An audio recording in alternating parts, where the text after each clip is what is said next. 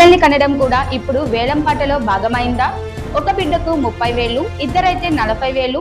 ఇది ప్రభుత్వ పథకమా లేక కుటుంబాల భవిష్యత్పై బిండింగ్ వార్నా? ఆంధ్రప్రదేశ్ రాజకీయాల్లో ఇప్పుడు ఒక వ్యాఖ్య పెద్ద దుమారం రేపుతోంది. మాజీ మంత్రి అంబటి రాంబాబు చేసిన ఈ కామెంట్స్ ఇప్పుడు సోషల్ మీడియాలో వైరల్ అవుతున్నాయి.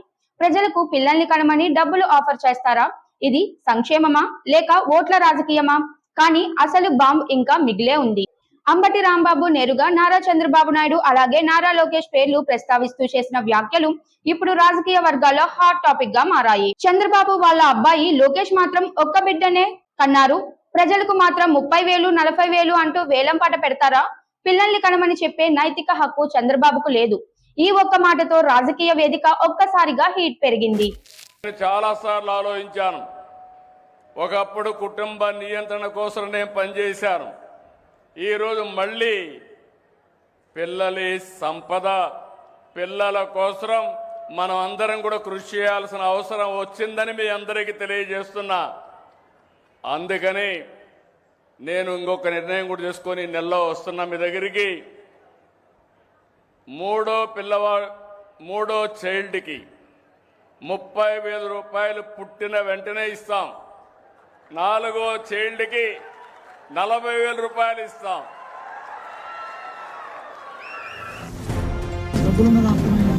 ముగ్గురు గంటే 30,000, నలుగురు గంటే 40,000 ఇస్తాం. నీకు పెళ్ళి అయిందా బాబు? పెళ్లి కాని యువకులందరూ కూడా 30,000 ఇస్తాడు మూడో పిల్లని కానండి, 40,000 ఇస్తాడు 4గో పిల్లని కానండి. నేను మాత్రం ఒకనే గంట, మా అబ్బాయి మాత్రం ఒకనే గంటాడు. ఏంది ఇది? చంద్రబాబు నాయుడు గారు మాత్రం ఒకనే గంటాడు, వాళ్ళ అబ్బాయి కూడా ఒకనే గంటాడు.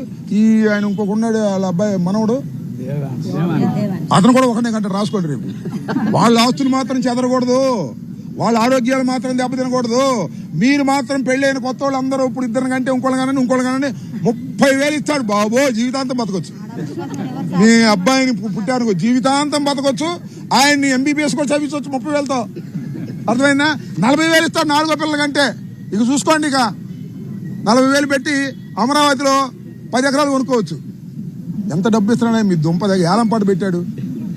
30,000, 40,000, ఇద్దరు కంటే లేదు, ముగ్గురు కంటే 30, నలుగురు అంటే 40, 5 కంటే 50.